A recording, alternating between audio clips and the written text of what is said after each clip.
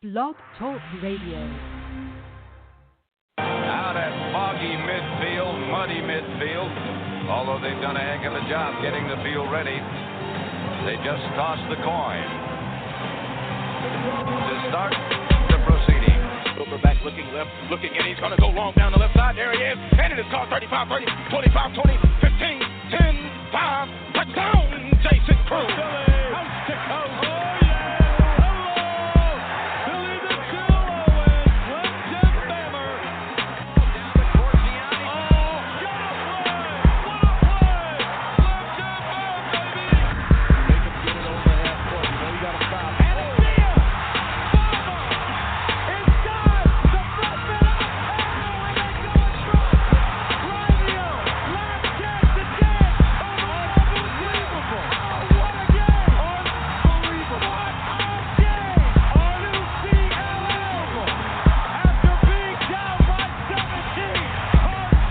Welcome to the Nothing But Sports Show on NBS Central Radio, hosted by Jay Franchise, Yvonne Maddock, and Truex the Sports Junkie, where they give the truth, the whole truth, and nothing but the truth. So help us, God.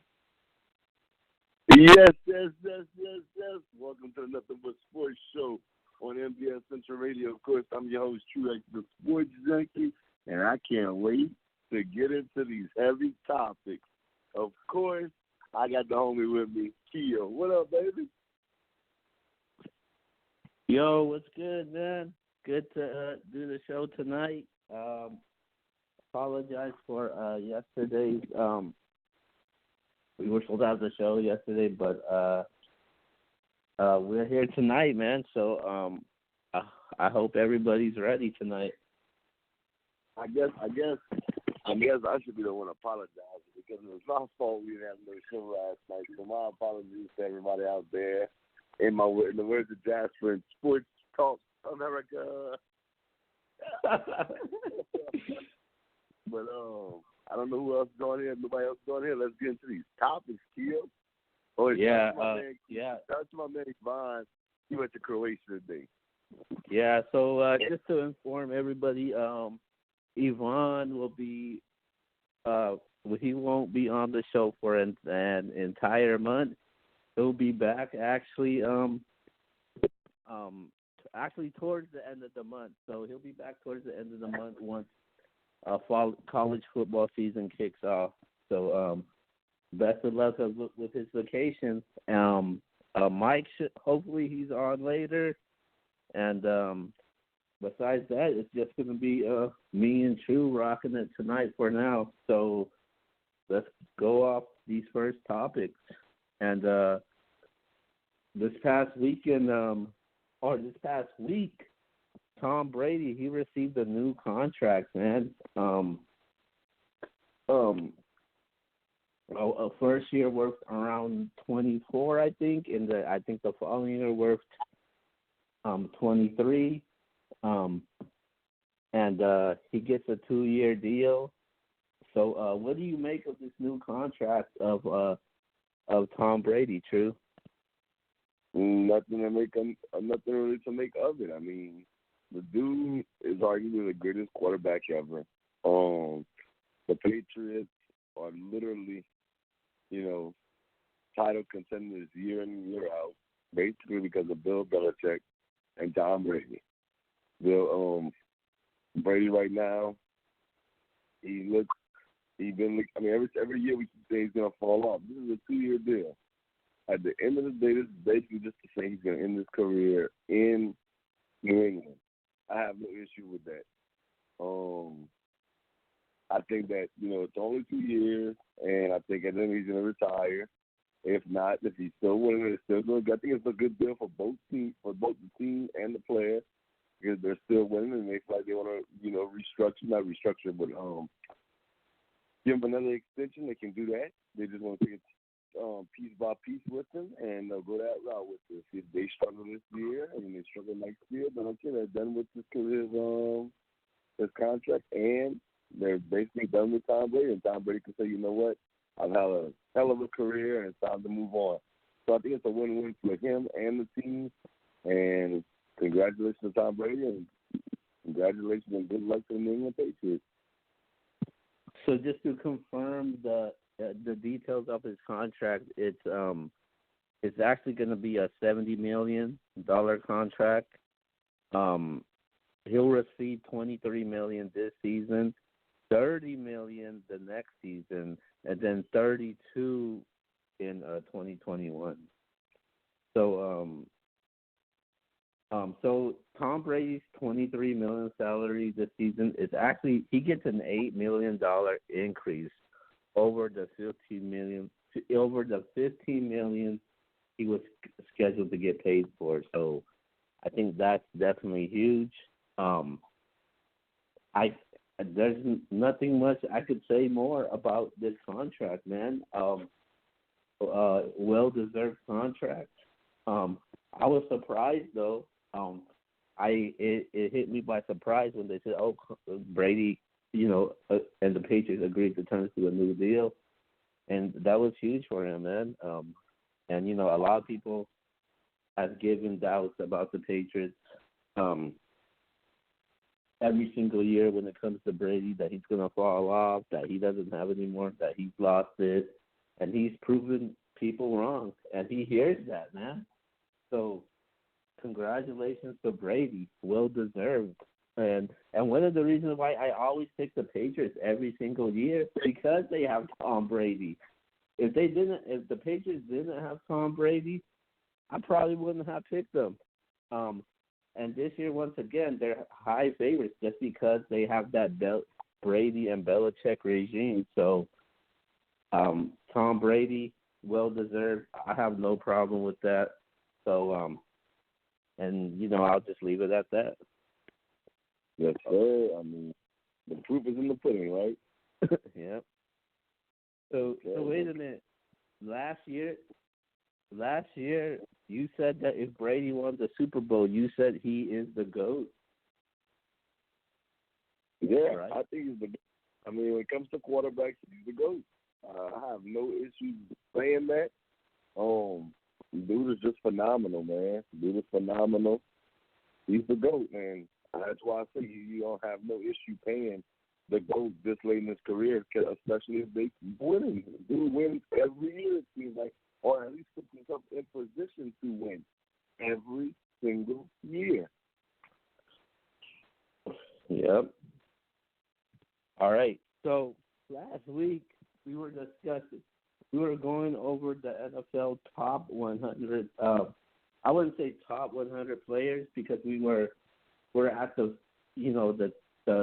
26 to 40 range. But it's officially been released, man. The number one player ranked is Aaron Donald. Aaron Donald is ranked the number one player of the NFL 100. Do you have a problem with that? Not at all. I have a problem with it for what reason?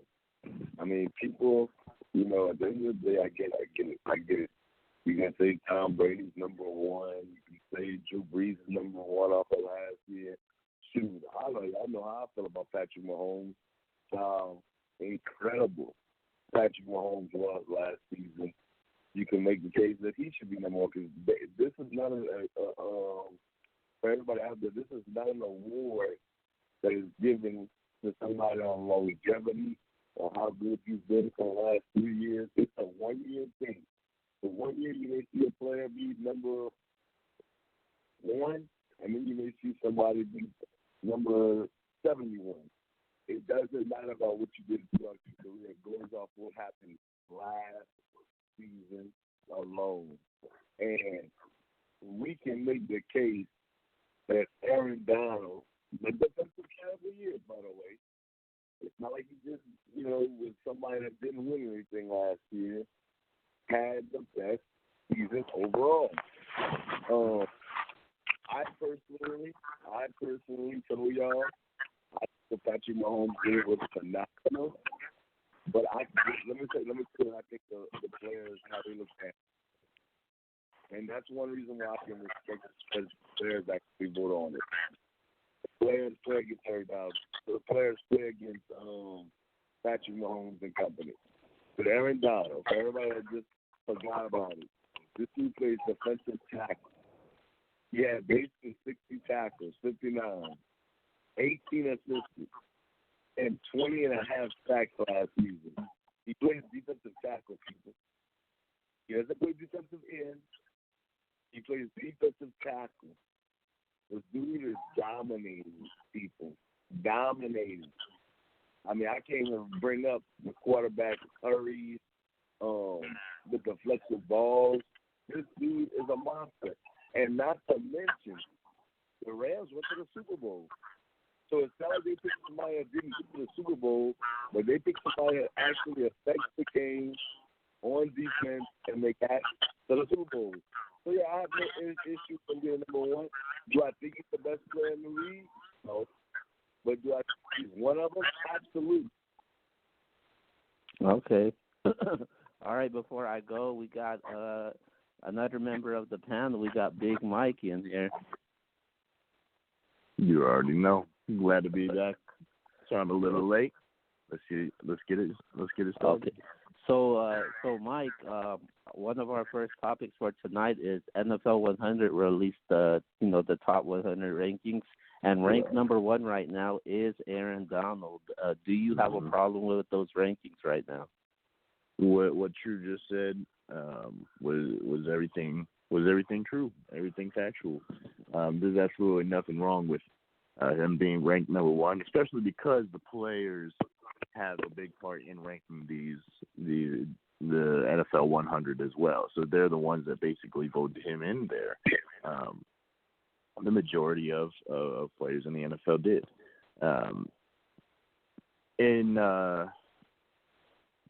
When I was thinking about it earlier today, and when I look at that list, I mean, you think the NFL 100, who were the best players from last year? And we all know Patrick Mahomes was the best player last year. He was the best NFL player last year. He was the most impactful in terms of wins and improvement and affecting a whole team. If he's not on the Chiefs, they're a very bad team, especially because of their lack of defense. So you look at the value. And so I would have had no problem with Patrick Mahomes being named number one as well. But this is voted by the players. They voted Aaron Donald being the best player in the NFL, and with a couple other surprises. And I've no problem with the actual players voting him in there as the number one player. Yeah, I have no problem either. Last year, I mean the previous year in the top five, they had no defensive players ranked in the top five. This year, you got two players ranked in the top five. Not just Aaron Donald, but you also had Khalil Mack also. And if you look at the bottom in the top 10, Von Miller cracks in there. So it was a huge year for defensive players.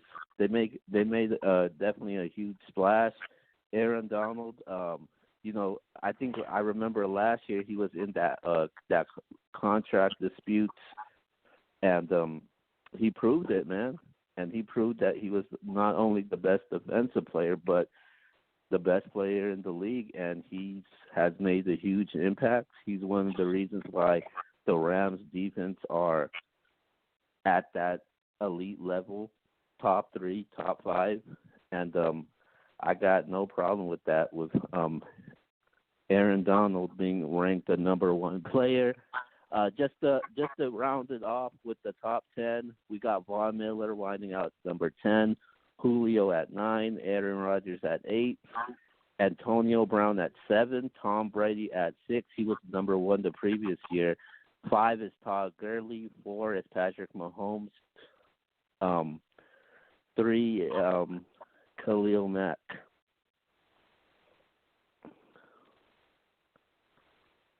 And that rounds up the top 10.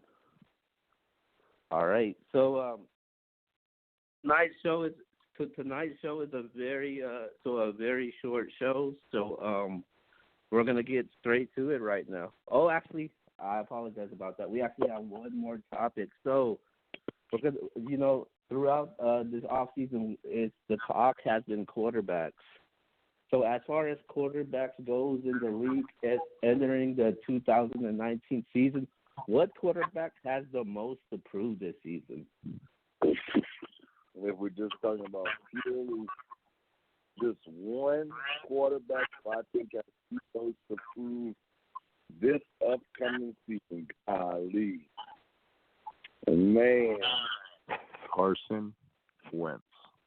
Go ahead, Mike. I thought about it. I was the one that said that he would take that major jump in year two. That's what the Eagles needed. I saw the rest of their team, and it looked perfect, and all that needed to happen was Carson Wentz making a jump. And he did make that jump. Had an MVP season, but he got injured. Then the next season, and in that season, Nick Foles, his backup, goes ahead and takes the team to the Super Bowl and wins it, beats Tom Brady and the Patriots, in case anybody missed that. The very next year, last year, Nick Foles starts out the season. Wentz misses a couple games. Wentz comes back, puts up better numbers than Foles. The Eagles are smart. They look better. They look more efficient, and they are a better team with Carson Wentz at the helm. He affirmed that. He reaffirmed that. And then he got injured again. And now we're coming on year four, and he needs to get back to that MVP level. And he also needs to be on that MVP level for 16 games, as well as playoffs, too. He needs to be available for 18, 20 games with this Eagles team. He has to be. This is a big year. This isn't a miss the playoffs year. This isn't a play 16 games next season. I need 16 games from Carson Wentz with MVP type numbers. And a division title, or competitive enough to win a division title. The Cowboys are obviously very good as well, but I need a playoff berth, and I need a playoff run. I need Carson Wentz to play 16 a full season. He has to. Otherwise, he has an injury-prone label stuck on him, and then they'd be going into year 5 with question marks. Okay. I'm not gonna lie to you. I do like that pick. I thought about going that way, and I'm just trying to go through my head right now, even as I talk right now. Who has the most to prove? I guess Carson Wentz would not be a bad one, but I'm gonna go a different route. I'm gonna go a different route for argument's sake, because Carson Wentz was definitely in my top 3 when I thought about that. But I'm gonna go a different route, and I think it's that Prescott. And Keel might be like, well, what? Hold on, what? That's not what? But here's the deal. That Prescott right now is in search of a new contract. He's in search of a new contract. He wants a new contract. He's reporting himself. You can even make the kids that he's doing him time before Zeke. But Zeke's like, I'm not coming to camp. I want my extension right now. And it's either happens or I'm not playing for the Cowboys. But here's the thing with that. I think Jerry Jones was a little hesitant to take that because he's not sure that that's his guy. I'm going to be honest with y'all. I think that he's 3%. And I think it's the long term. And I'm not 100% sure this is my guy. If for whatever reason the Cowboys struggle this season, I think that they may say, you know what? If they don't make the playoffs, they may say, man, Dak is not a guy. I'm not paying this guy. I'm not paying this guy. If the Eagles struggle this season, I think they're sitting out with Carson Wentz another year. But if Dak was supposed to struggle like severely, I think the Dallas may say no. You gotta remember, this is the same team, the same owner that had the Marcus Murray go crazy and be an MVP candidate, and they let him walk. If they just didn't feel like it was right to pay him long term. I just think that Prescott, you better be careful. this might be a test season if he doesn't play, and it could be a test season because he may not get out there in this season. Now, I'm not saying he won't, but I'm just saying like, he's got a lot of pressure on him, and I think Jerry Jones and the Cowboys front office is definitely looking at him like, okay, what you going to do? You got to teach him if he doesn't play. If he does play, then you really have no excuse for your outside to win. So if they give these that he's pitching, that can even put more pressure on that Lewis Farley. So that's just to me is the most pressure. Well, Mike stole my thunder. I was gonna pick Wentz. Now I'm back to the drawing board. But one of the reasons why I picked Wentz because honestly, I don't think he just have the most to prove. I think he has the most pressure because you look at Wentz when Foles took that team to the playoffs, and then obviously they won the Super Bowl. Did the same thing last year also. So I think there's a lot of pressure for him. But if there's a guy that I do have to pick, I'm rolling with Jameis Winston, man, because some people may have forgotten he was the number 1 overall pick in his draft class. I know he dealt with some injuries. He was benched, and then everybody was on that Ryan Fitzpatrick for the first 4 games, and then he came back to reality. But Winston's been inconsistent, man. He's thrown for 88 touchdowns and 58 interceptions in his career. That's bad. And this season, he's healthy, so he doesn't have any excuses, any off the field problems, and he doesn't have to deal with Ryan Fitzpatrick or anything. So I think for him it's a make it or break it season, and he's going. This is his 5th season, the final year of his contract also. So if he can't deliver, it's all bad for him. He might find himself a new team, and Bruce Arians, I'm pretty sure he wants his own quarterback. So I think the stakes are high for Jameis Winston right now, and his career in Tampa Bay just might be up in the air right now. So this is definitely a huge season for him. So it's make or break it for Carson Wentz, and I think he has the most to prove this season. I think they're all really good choices. I know. If Yvonne was here, I'm pretty sure he would say Lamar Jackson. So. Oh man. Hold up. Thanks for reminding me. You can have Carson Wentz. Andrew Luck. Andrew Luck. I already told Yvonne this too.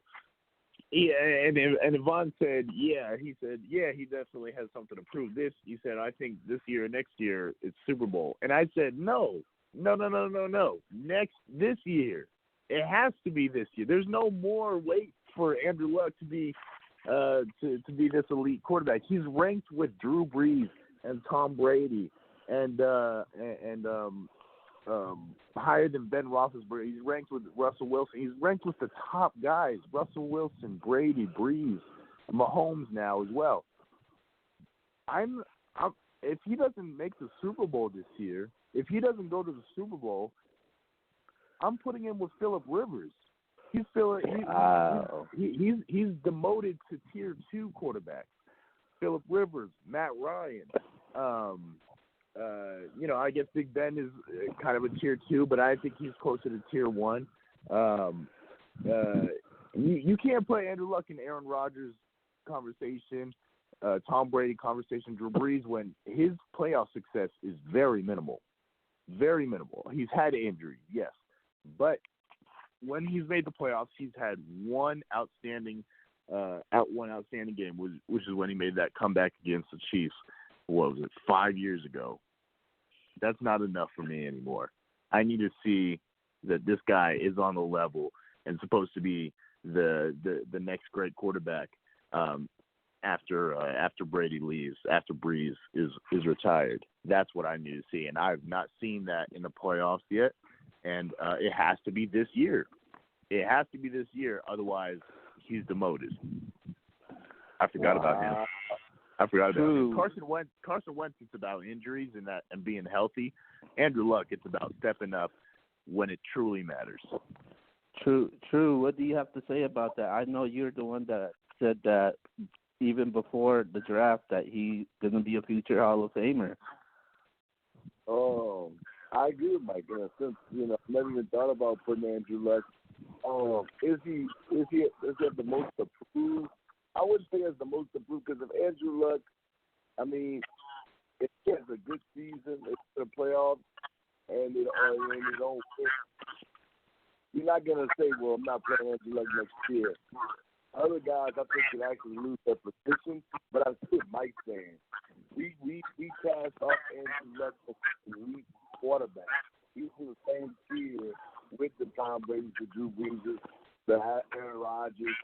He's on that tier, and if he's in that tier, he has to, get to the AFC Championship game or at least the second round of the playoffs, which he did last season.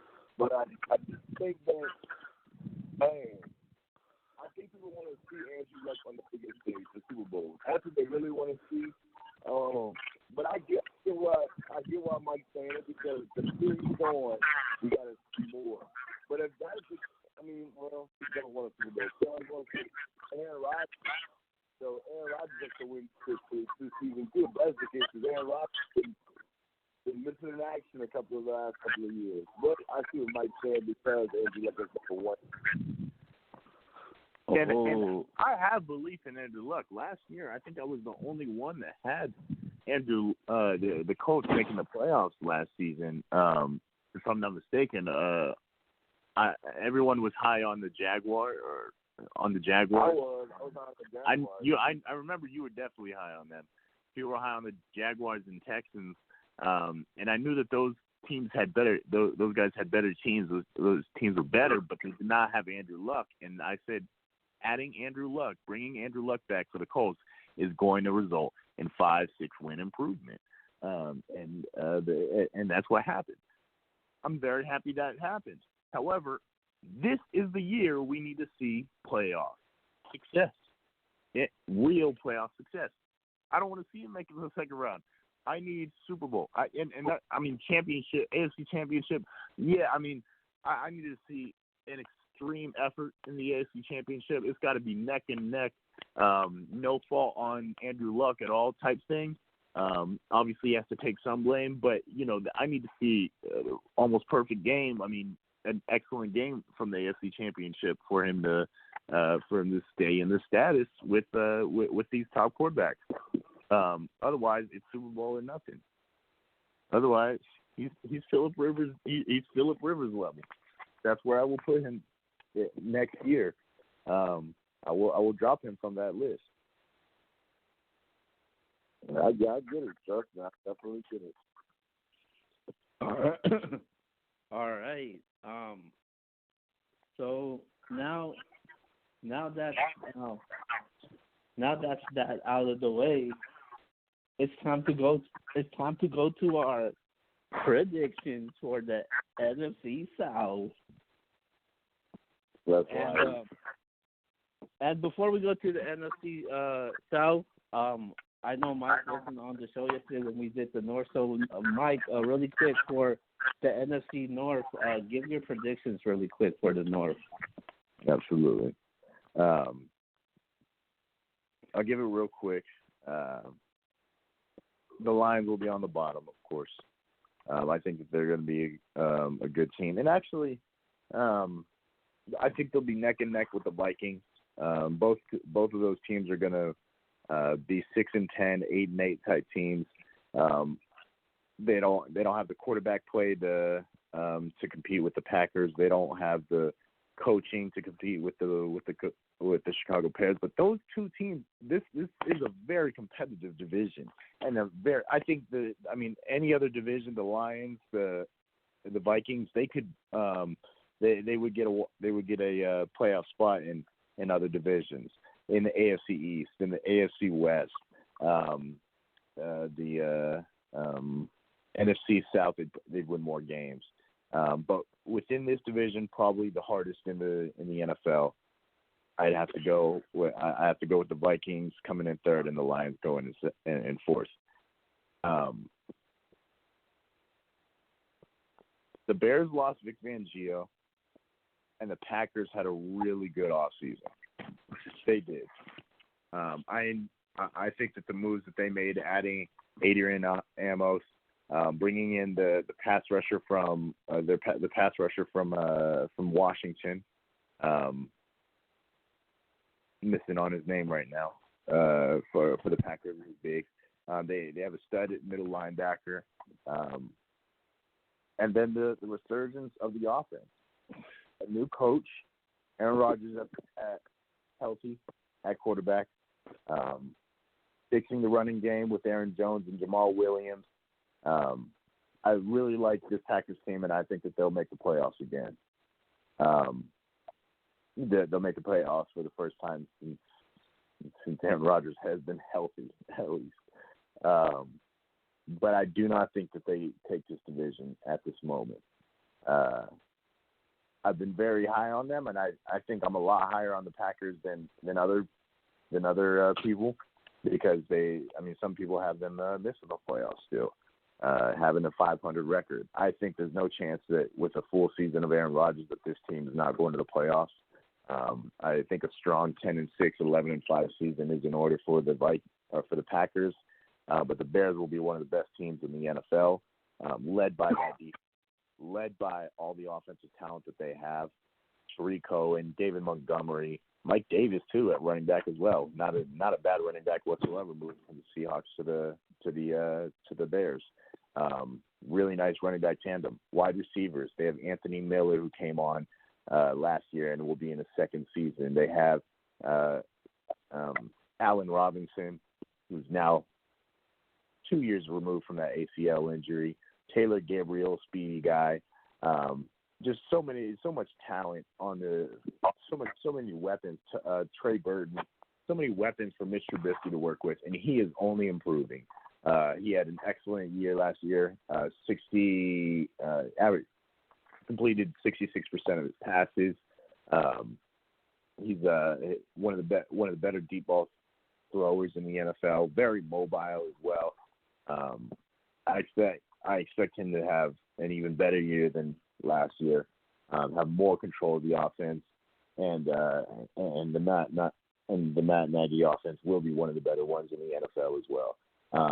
He had a 3-game stretch last year that was unbelievable. One of the best. I think it was the most fantasy points of any quarterback in a 3-game stretch in NFL history. That was Mitch Trubisky last year.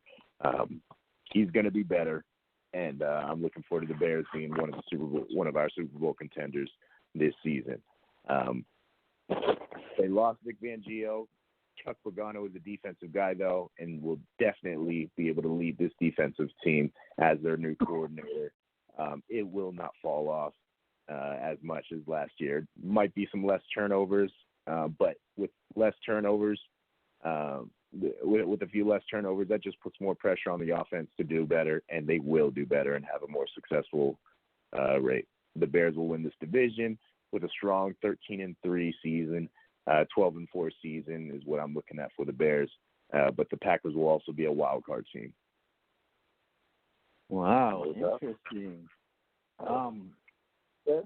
So just to round it off, me and Jasper, we got the Packers taking the division. Yvonne, Mike, and True have the Bears winning the division. Mm-hmm. So what we're gonna do now? We're gonna move to the NFC South. Jasper and Yvonne ain't with us tonight, but I do got their predictions.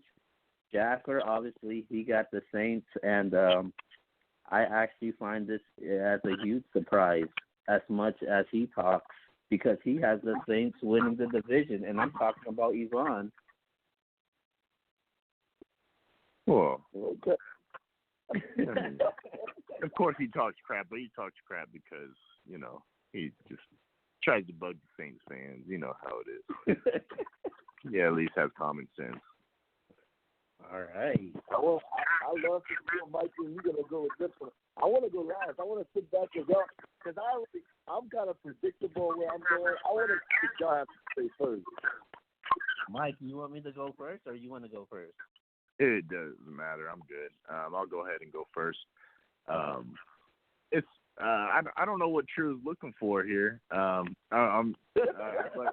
like seriously, I'm not sure what he's looking for. But I mean, at number 4, you know what?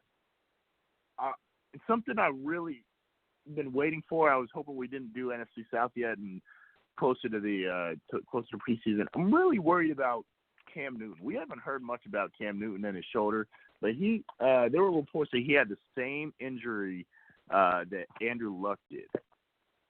Okay, and that is huge. That's a huge shoulder injury, and I haven't heard much about it now.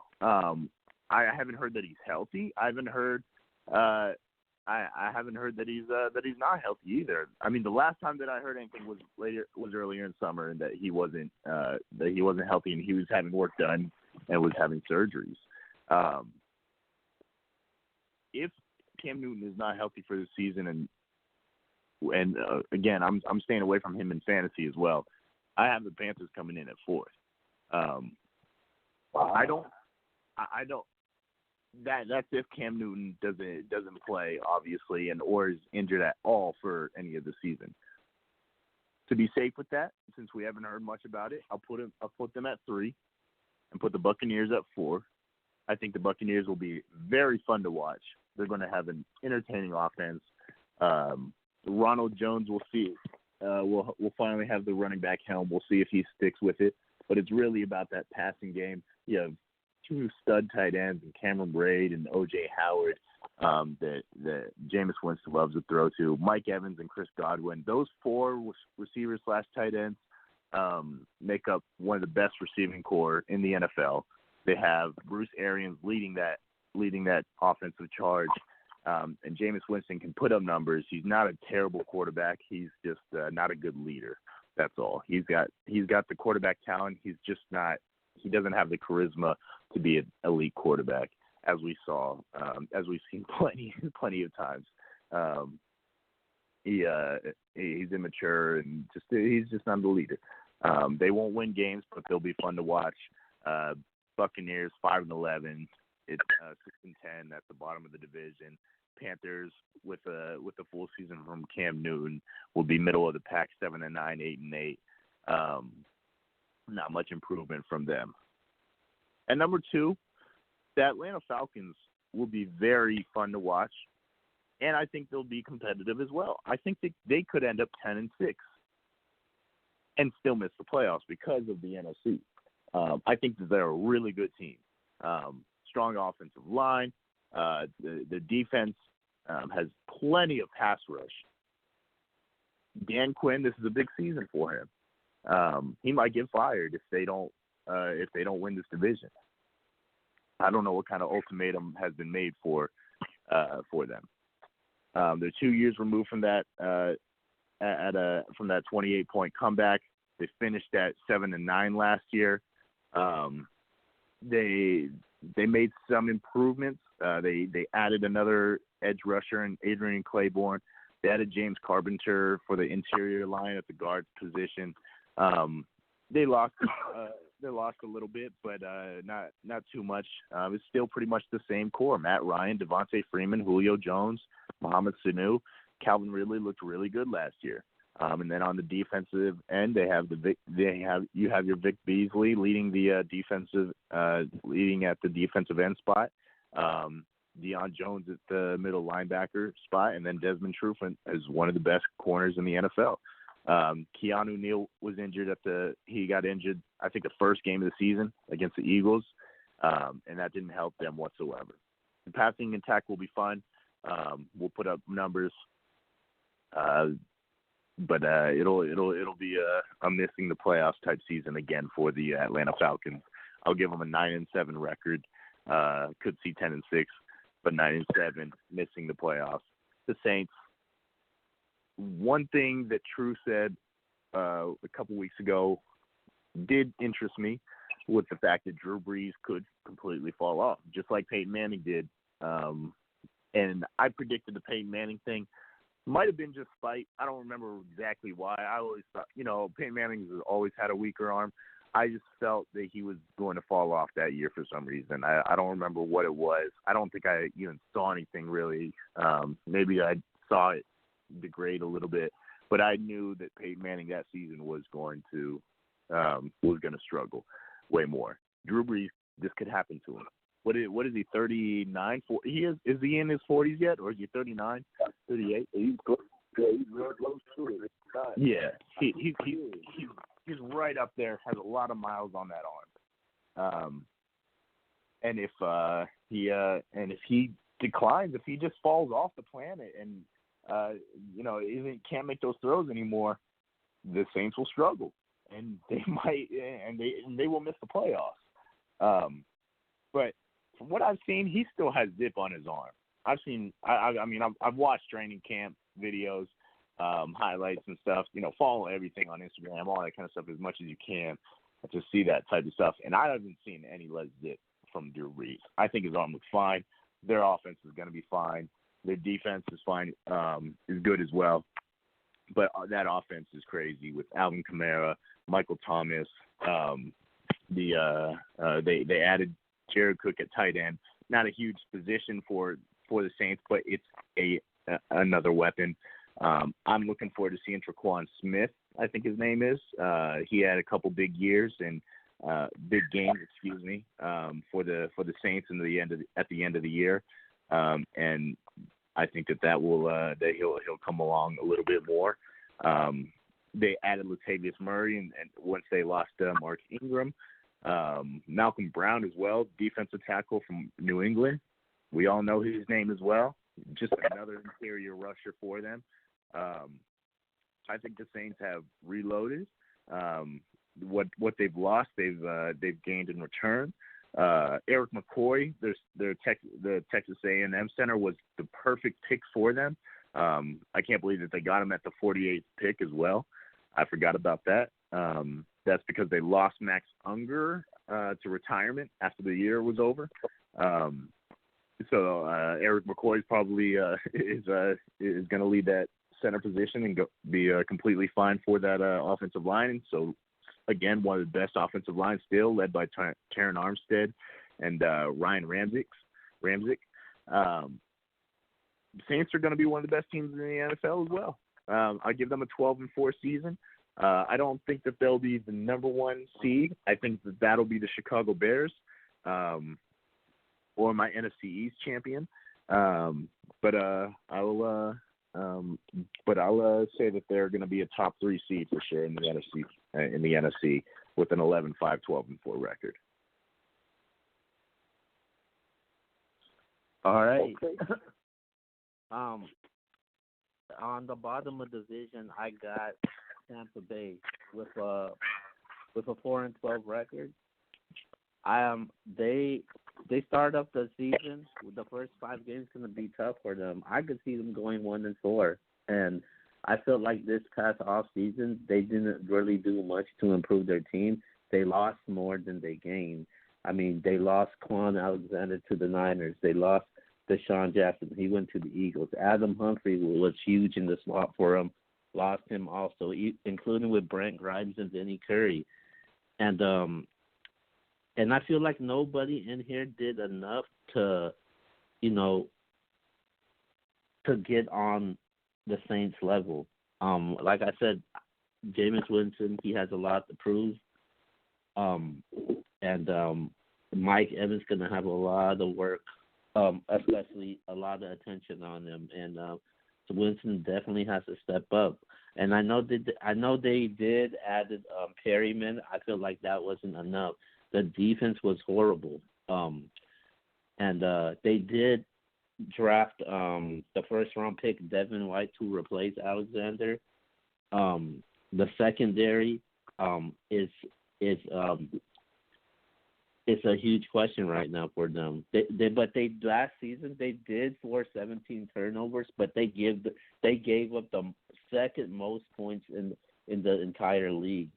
And I just feel like this is going to be a downward year for Tampa Bay once again, and I think this might be the last time we see Jameis Winston in the Tampa Bay uniform. Going to the third place, I'm rolling with the Carolina Panthers. I don't know how healthy Cam Newton's going to be. So that's a huge question for them. People are expecting a lot from Christian McCaffrey this year. A lot of people are high on him. I feel like this is still a young team. But I think this team is going to be inconsistent throughout the entire season. So I got Carolina going 7-9 at third place. Second place, I'm rolling with the Falcons. I think the Falcons, they're probably going to either finish 8-8 or 9-7. I think they're going to be inconsistent throughout the season. Also, they lost Tevin Coleman. He was a huge part in that running game, especially with Devontae Freeman. I think the huge question for the Falcons is Devontae Freeman. He has to stay healthy. As long as he could stay healthy, I think the Falcons, they can possibly somewhat compete with them. They bring back Adrian Claiborne, which was huge for that defense. But I think that defense, they need to step it up, especially somebody like Vic Beasley. He has a lot to prove this season also. So the Falcons are, I got them at second. And at first place, obviously, is the New Orleans Saints. Like I said, I feel like these teams on the bottom didn't do enough to compete with the Saints. One thing, what I like the Saints did, the guys that they lost, they countered it, and they replaced them with solid players. You look at guys that they lost, Mark Ingram. They replaced them with Latavius Murray.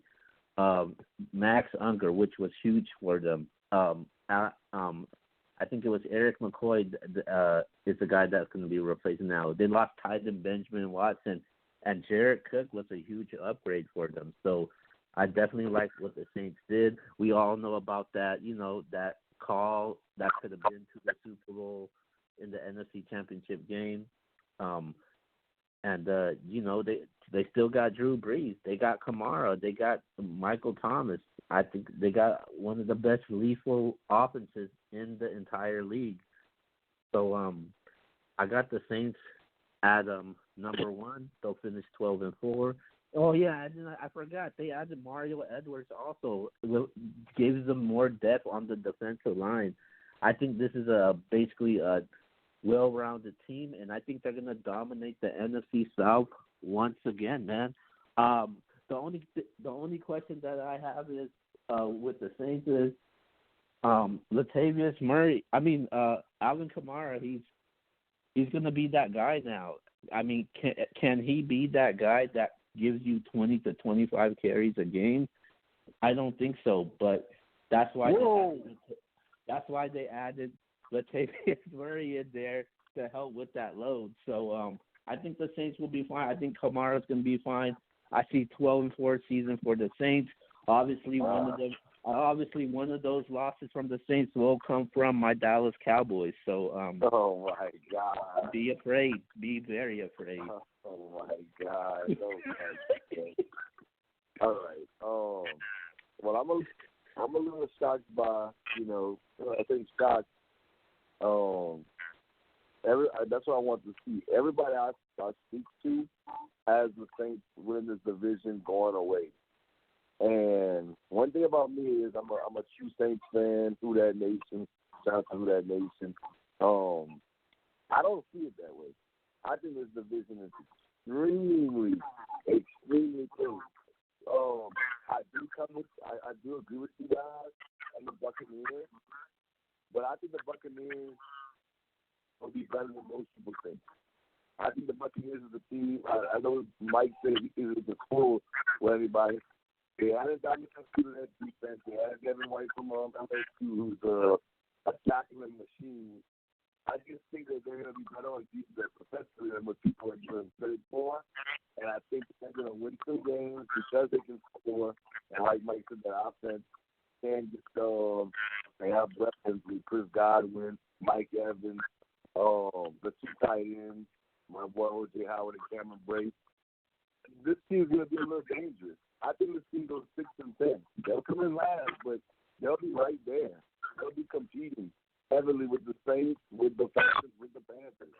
So we are in agreement that they'll come in fourth.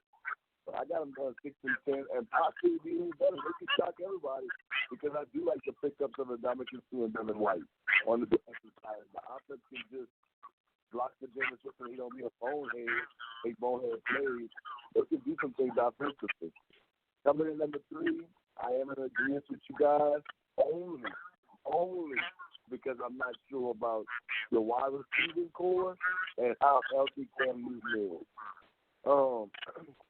Initially, when we did rankings, I had the Panthers coming in fourth because they're the wide receivers, and I was like, well, Cam Newton has made it to the Super Bowl with Devin Funchess and stuff like that, and I wasn't a big Devin Funchess guy, so I was like, if he's healthy with Christian McCaffrey and Cameron Artis-Payne, and they still have Greg Olsen if he's healthy, they're going to do enough.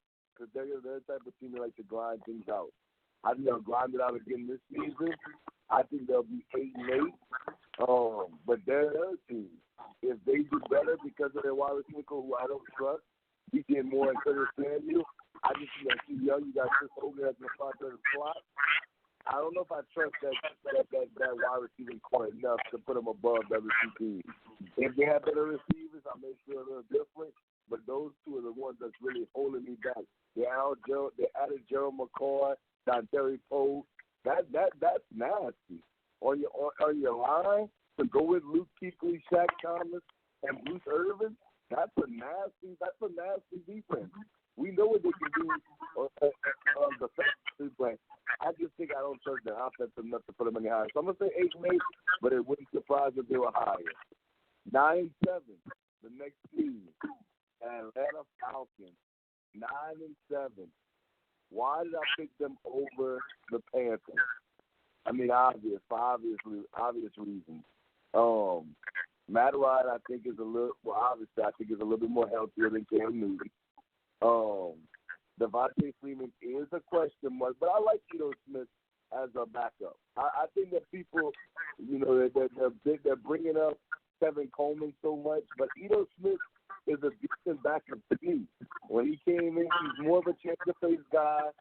So, of course, if Freeman wants to go down, they might have to find somebody else to come and play with Ito Smith. But there's plenty of running backs that you can plug in with Ito Smith to have a nice little 1-2 punch if Devontae Freeman cannot stay healthy.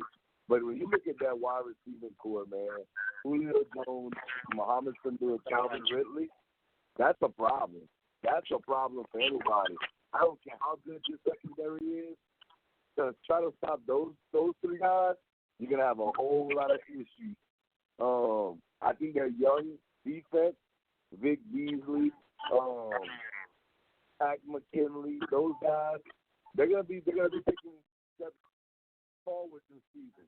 Now, I want to say one thing that really hurt the Falcons last year, and nobody really gives them a pass because of this, but I did give him a pass.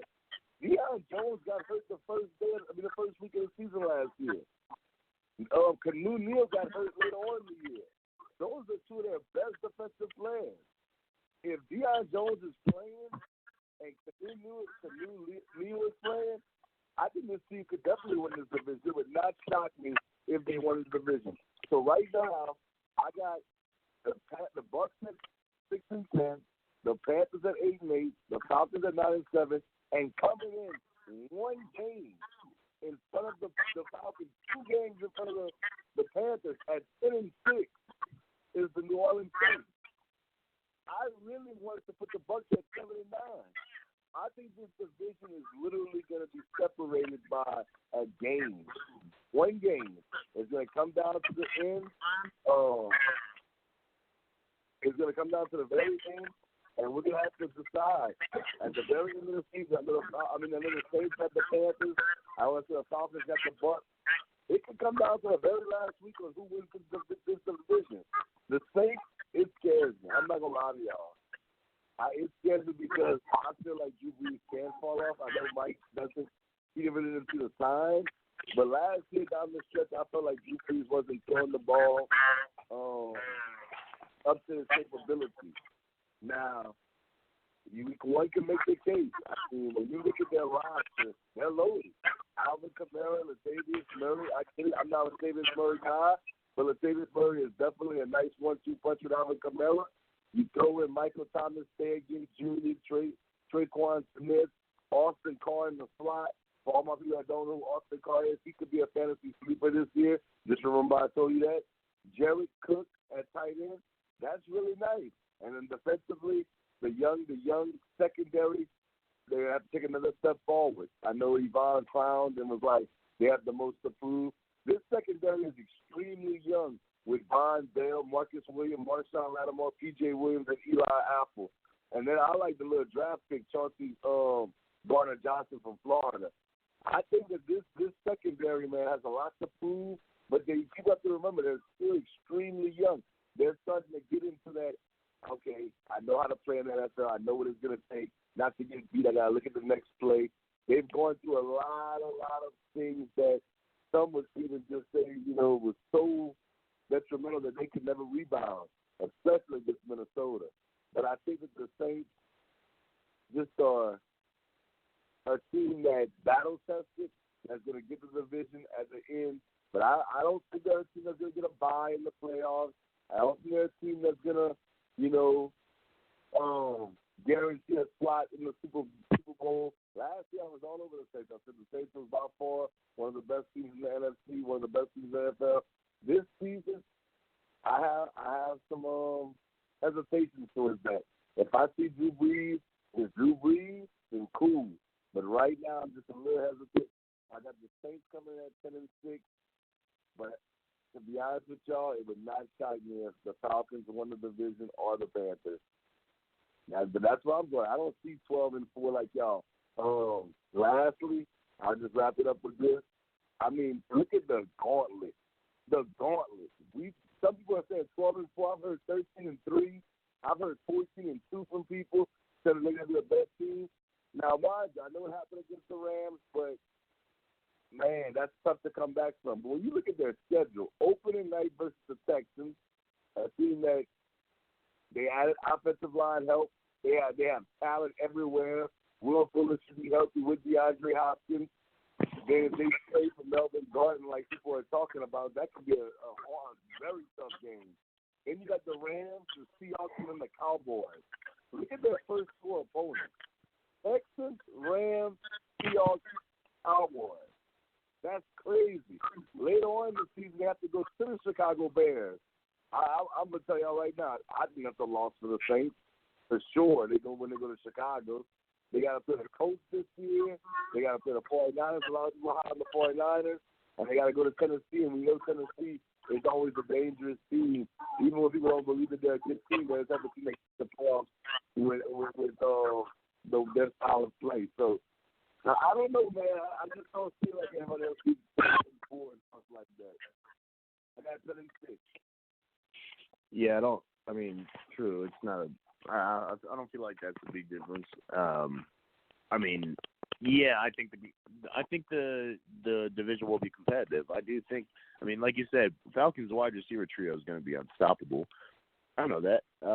They won't have a run game though. That's going to be a big difference. Losing Tevin Coleman's huge, and Dirk Cutter is a terrible run game offensive coordinator. I mean, he couldn't do it with the Falcons when he was there. He couldn't do it with the Buccaneers, and he's not going to do it with the Falcons this year, especially with a banged-up Devontae Freeman and no real solid number 2 behind him. Maybe the record's a little bit – I mean, I wasn't going too heavy on the record predictions. The Bears I was. I definitely think that they're going to be complete, one of the most dominant teams. But the Saints, I mean, they're 11-5, 11-5, 12-4. I could definitely see, a couple more games, 10-6. I think 11-5 is most fair though, for that win. I think it'll be a 1-2 game difference in the division basically. for between them and the second place Falcons. Okay. I know it's wrong. I think that you're wrong right now.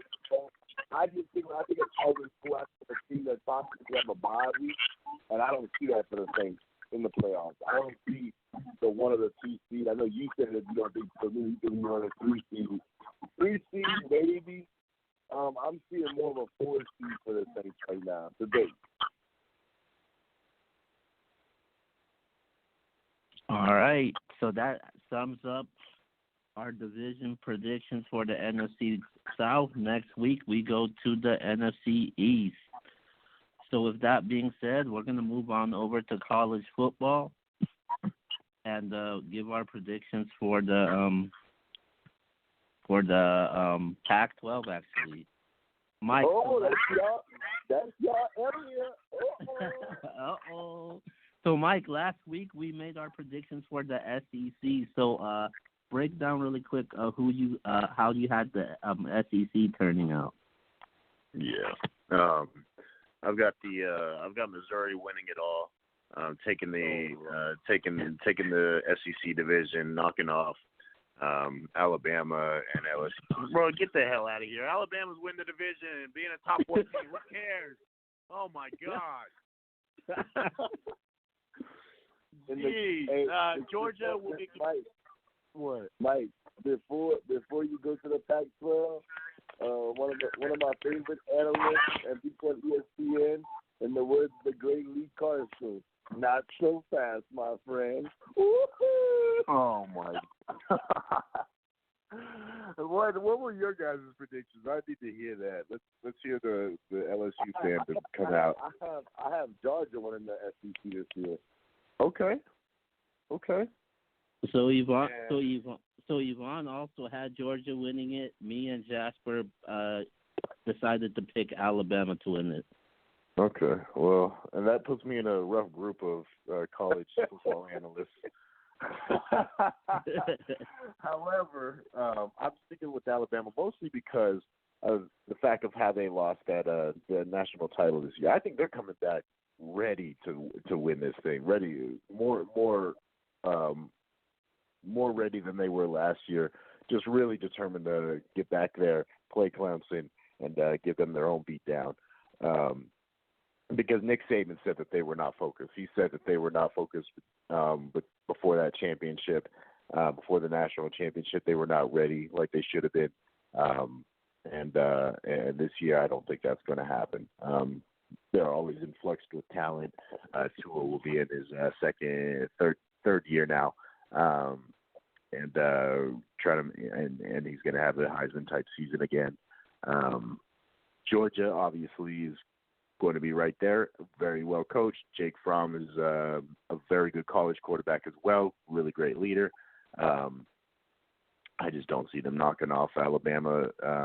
Obviously, I could see them knocking off Alabama, but I don't have them knocking off Alabama because I think that Alabama's determination to get back into the title game and prove that they are the best program in college football, and just get that revenge on Clemson. They want that revenge on Clemson. I think that's going to be the biggest difference here between those two, and I'll take Alabama winning this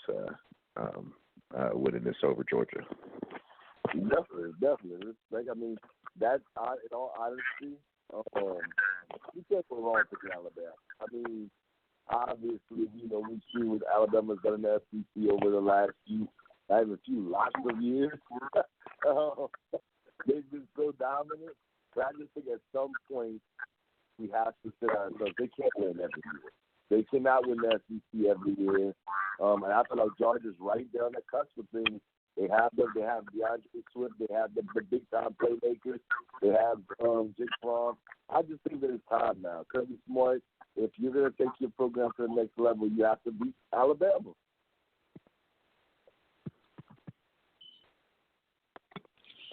All right, let's go to the Pac-12. Okay. Y'all want to go or y'all want me to go? Yeah, you could go first, True. All right. So The Pac-12, the Pac-12, the Pac-12. First of all, let me say this for everybody out there. I'm not a Pac-12 guy.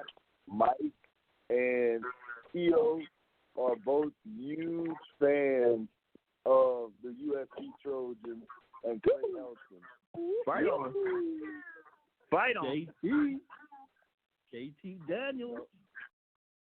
Oh my God! Don't start, Theo. The Pac-12, man. We can go all over the place for Pac-12. Let me start by saying, in the South, I'll start with the South first. I think it comes down to two teams for me in the South, and no, Theo and Mike, it is not your USC Trojans. That's whack. Wow. That's whack. That's weak. Whack and weak. Whack and weak. Yeah, that is whack. When you look at the Pac-12, like I said, when you look at these two teams, I think that Utah and UCLA is the teams in the South that lead it up for me right now. Now, one may say, well, why UCLA? I just think that UCLA down the stretch with Joshua Kelly and Dorian Thompson-Robinson, they show glimpses of possibly being pretty good. But ultimately for me, I'm rolling with Utah. I just think Utah right now today is a little bit better than everybody else in the South.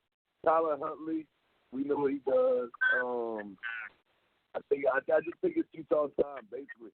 I can go around all kind of scenarios of why USC would have a chance. I'm going to be honest with y'all. As far as USC is concerned, I don't like Clay Helton. I don't think he's y'all guy. And until y'all replace him, it's kind of like Charlie Strong was in Texas.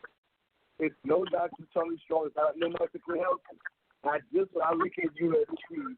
USC is historically one of the best programs in the country.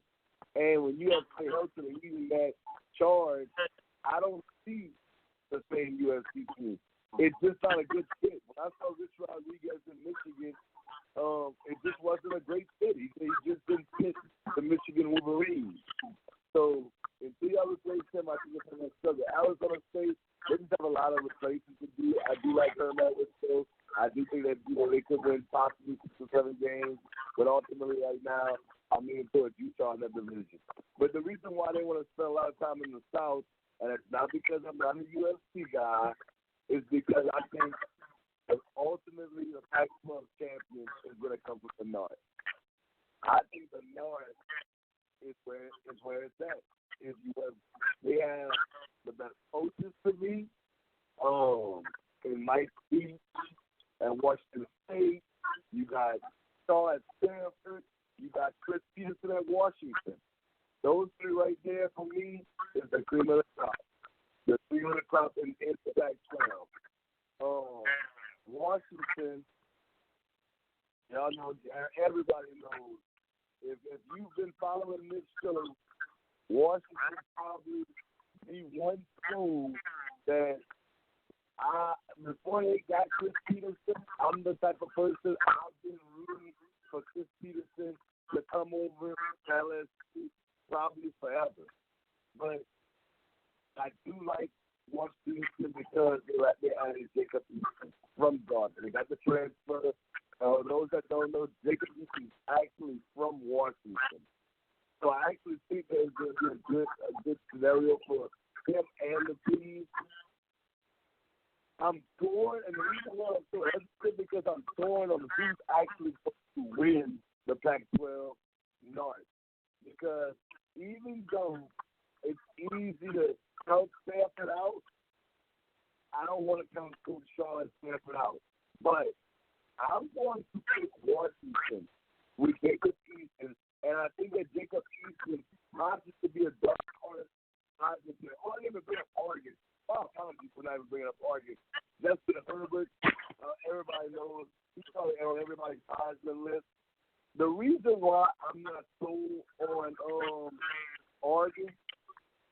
I'm going to tell y'all. The main reason I'm not sold on Oregon is for one reason and one reason only. And that's Coach Mario Cristobal. I just don't believe in it. That's the same thing with USC. There's no way I'm going to pick him over Chris Peterson and Washington. So I'm going with Chris Peterson, Washington, to take on Utah for the Pac-12 championship. And ultimately, I got Washington winning the Pac-12. I can sit here and talk about every team, but I'm not going to do that. I think Cal's going to be pretty bad. They'll be good defensively, but on offense, they'll be pretty bad. But shout out to Cal because I'll be at Cal Stanford. Arguing with another team, they won't win more than 6 or 7 games. And that's they might be going on the right 5 games. Let me go look at all of them. Colorado's still a young team, have a lot of building to do. Arizona's the same way, I feel like. They got too much on the plate. So, yeah, it comes down to Washington, Utah for me. I got Washington beating Utah and ultimately winning the Pac-12. But no team from this conference is going to make the playoffs again this season. And that'll be 3 seasons in a row that you won't get Pac-12 team in the playoffs. All right.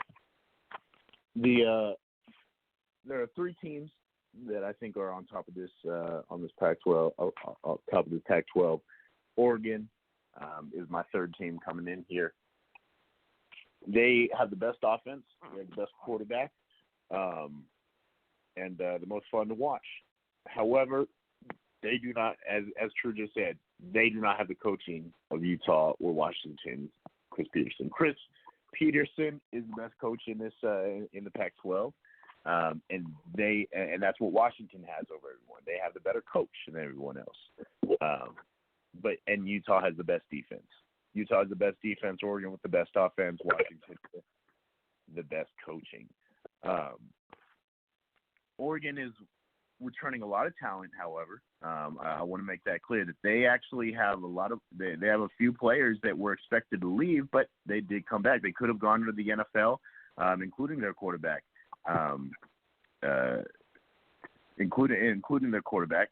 They have one of the top linebacker prospects in one of the top linebacker prospects in that will go to the NFL after he's done. The Oregon Ducks do have talent on both sides of the field. However, like True said, the coaching isn't on the level that it should be. And they also have an unfavorable matchup with Washington because of the fact that Washington has home field advantage on that October 19th matchup. The Huskies are strong up front, as they always are. Jacob Eason is a veteran quarterback that will handle the role. Doesn't need to do too much, but has a very strong arm and can lead that offense as soon as he has the say-so from Chris Peterson. It looks like he'll be leading the way.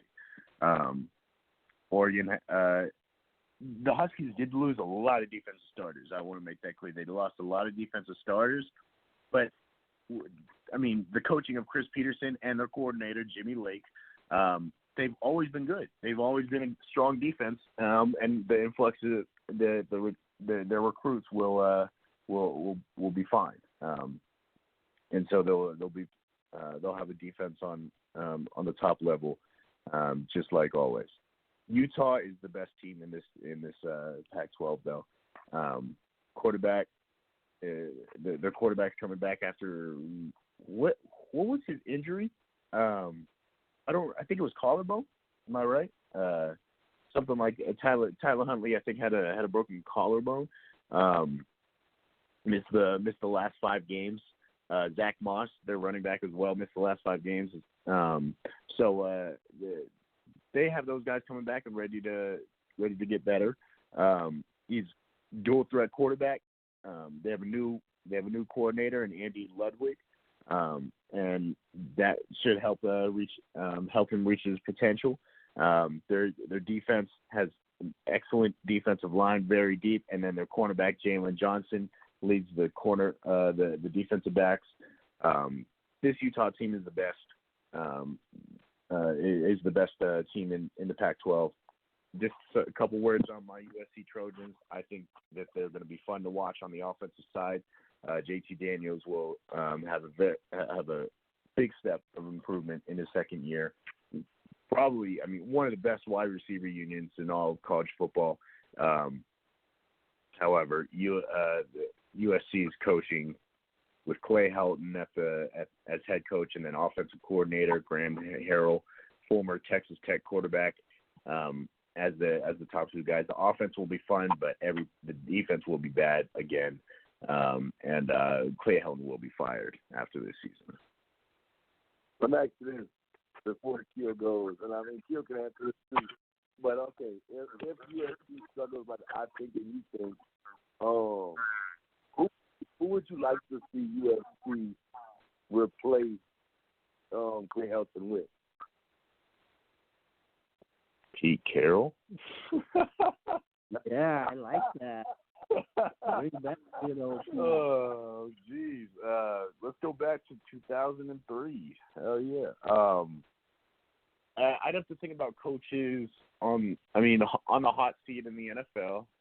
I don't really have anybody in mind. Basically, is what I'm coming down to. I'd love a Harbaugh.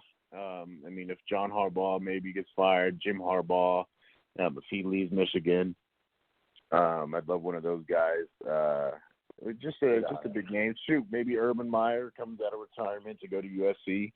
Yeah, I wouldn't be too mad at that. Of course, there'll be controversy after he's gone, though, just like every other program he's ever run. There's options out there, but there's, we need another Pete Carroll, man. That was when we were on top. We have to find another one of those guys. Clay Helton isn't going to do it. It's just simple as that. Cliff Clinsbury might have been able to do that, but that was disappointing. I really was thinking he might be able to handle that offensive coordinator position and then maybe take over the head coaching role, but he left after like 2 weeks, and that was just crushing. Who do you think that they should have their eyes on? Okay, so I was going to bring up this name. I'm not saying this should be the guy, and I'm not even thinking that he would actually do it. But I think an interesting hire would be Josh McDaniels. Oh, yeah. I think that would be real interesting because, he basically turned down the coach job, and that's when they want to get first right. But I think Josh McDaniels could get to USC, a young guy, has had success in the NFL as a coordinator, and I think that would be a really good hire for y'all. Better than Helton right now for sure. Absolutely. He's an NFL pro. He's an NFL. He'd lead a pro offense, which is what USC is known for, not the spread or anything like that. That's big, air raid attack. That's what Cliff Clinsbury would have brought over there, which isn't normal for a UFC program. Josh McDaniels I would give a vote of confidence. Keo, what you think, Keo, before you go?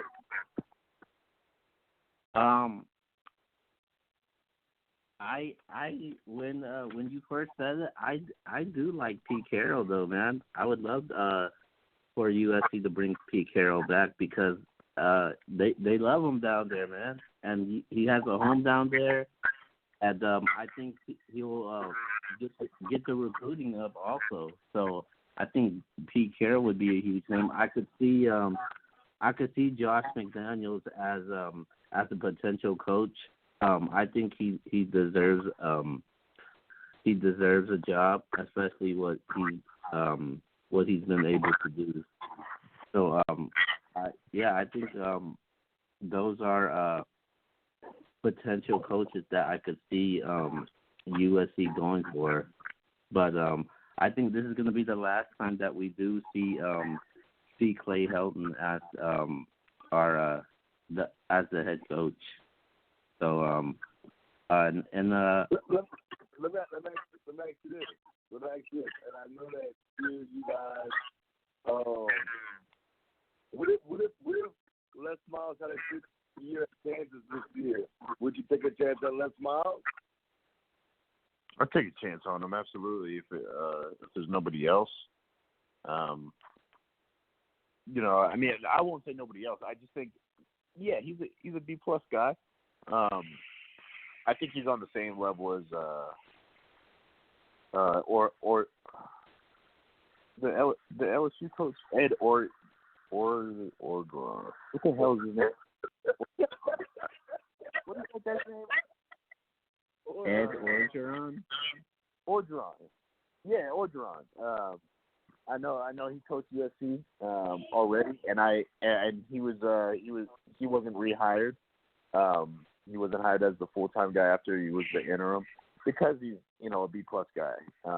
And I don't know why they went with Clay Helton instead, but yeah, I think Les Miles is on the same level as Ed Orgeron.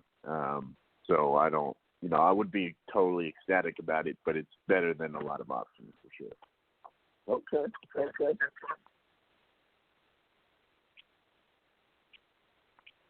Yo, you're better, buddy. All right. I'm gonna start off with the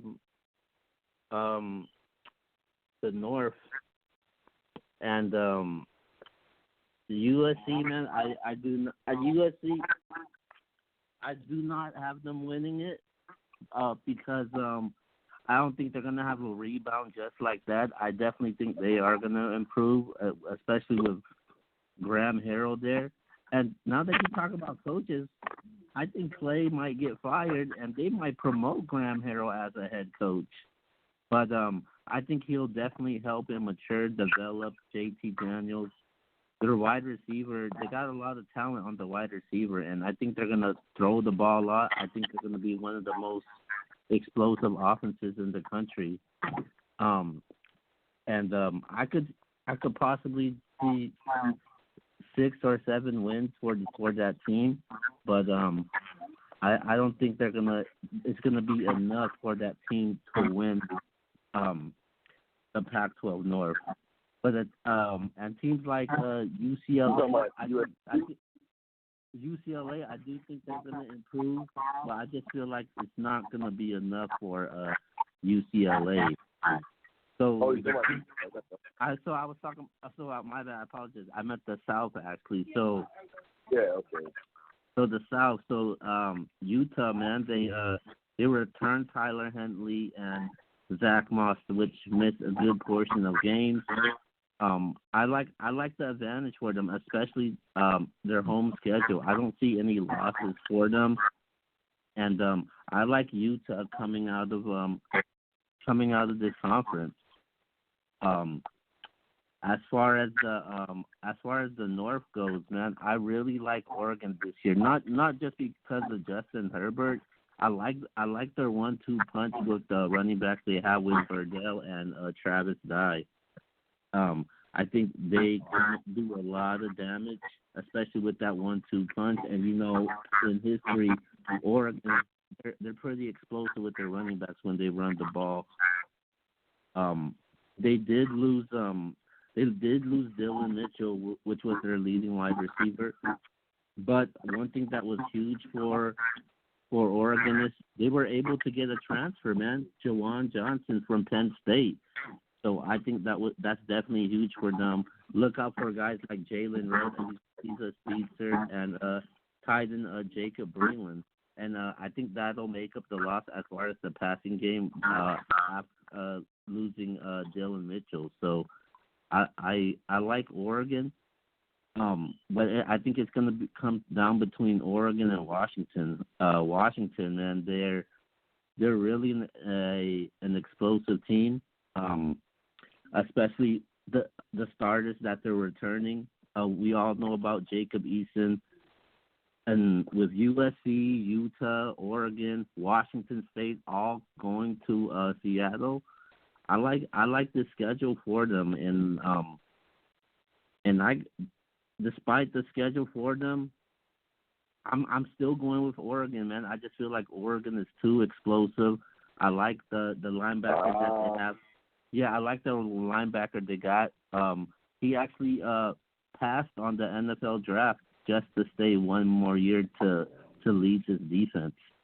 So I definitely like Oregon. Teams like Stanford and Cal, I feel like they're gonna struggle this season. But Cal, man, I think they got one of the best defenses in the Pac-12.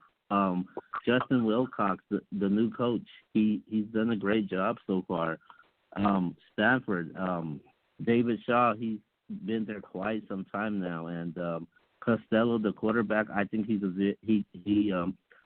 got a great upside right now as far as quarterbacks goes in the Pac-12. But it's gonna come down between Washington. As far as that division goes, Washington and Oregon. I like Oregon to win it, and I'm taking Oregon over Utah in the Pac-12. Oh wow! So you going with just forever? So do you think that Oregon is going to be a playoff team for you? And Mike, do you believe that Utah will be a playoff team? Because both of you guys have these teams winning the Pac-12. I said I have Washington, but I do not think they'll be a playoff team. Do you guys think that those teams will be a playoff team? Utah, no. Utah won't be a playoff team. Okay. I think Oregon can be a playoff team. I think it comes down to how they win their games.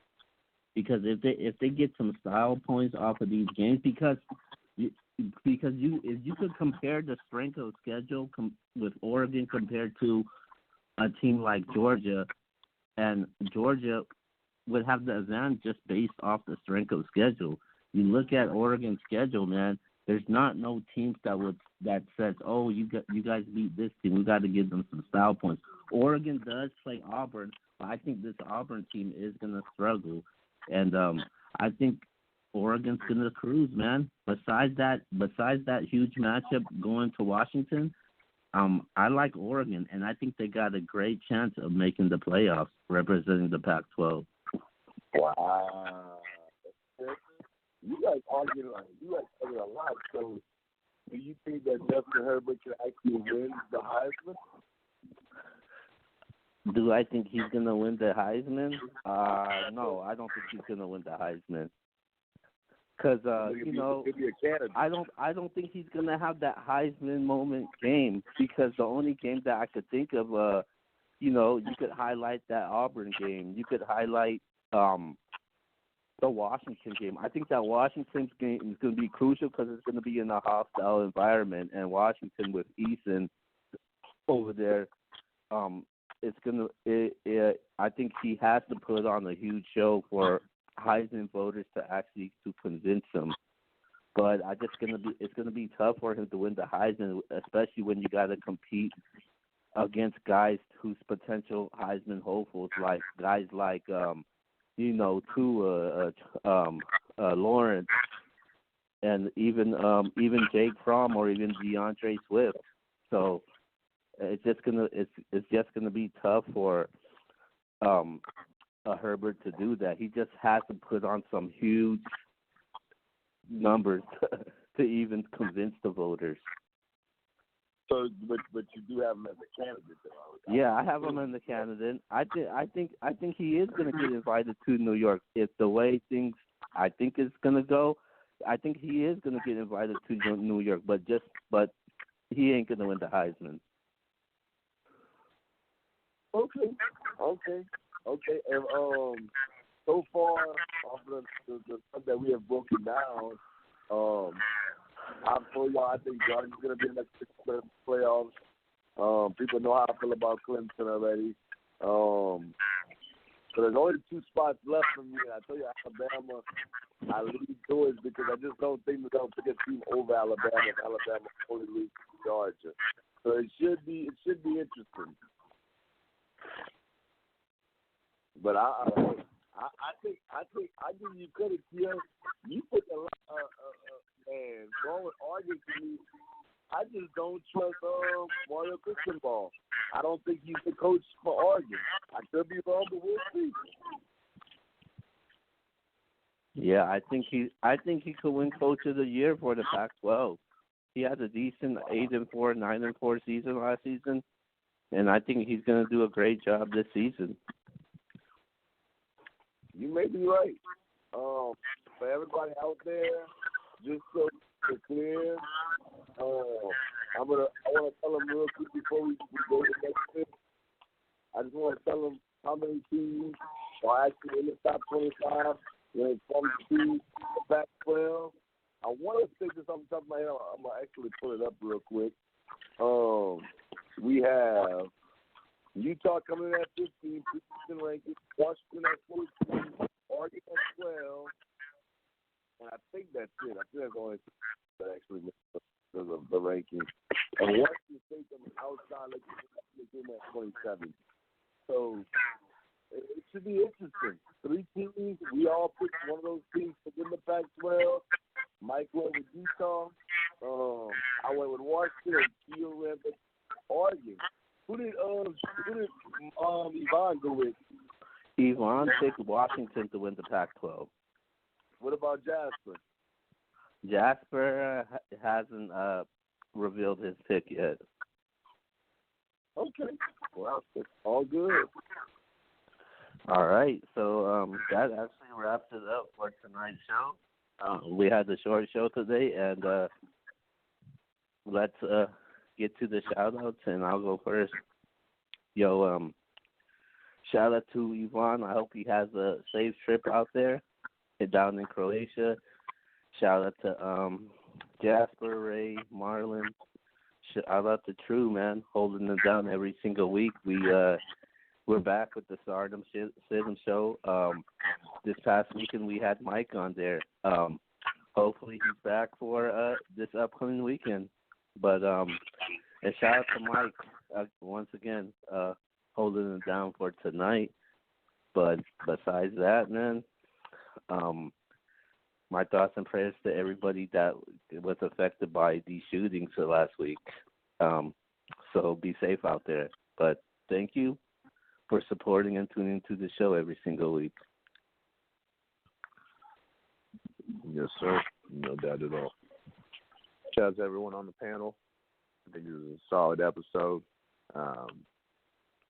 Talking about these 2 divisions. Getting ready for the rest of this NFL and college preview. Can't wait to talk more fantasy football. I'm finishing up my rankings, my fantasy rankings. I'm going to go ahead and publish those as well. Coming up here pretty soon in the next week or so. Really doing some due diligence on that, trying to take Sports Junkies money over here. Already did it last year, and so hopefully I get more respect now. Continue my reign as a top fantasy player, and just keep getting better and better. Shout out to everyone. Shout out to Theo holding it down. Shout out to Ed. Shout out to Yvonne enjoying his vacation, and Jay, get on this show, buddy. See y'all next week. Definitely. Well, when it's all said and done, I'll be right about the Pac-12. These guys will be losers again when it comes to the Pac-12. I'm just going to appreciate y'all for coming on the show, man. Always a pleasure, bro. Not a lot of debate today for most topics. Even though we ended with the last 3 being different. Today I think we was all agreed. That doesn't happen often, but nonetheless, it's all good. Shout out to my homie Bud. I hope you have a wonderful time in Croatia. Take a lot of pictures, man. Do videos so I can check it out. So hopefully next time you go, I'll be in Croatia with you, buddy. You got to get Sanders, that's the big sports story. I'm sure sports will be out. Peace.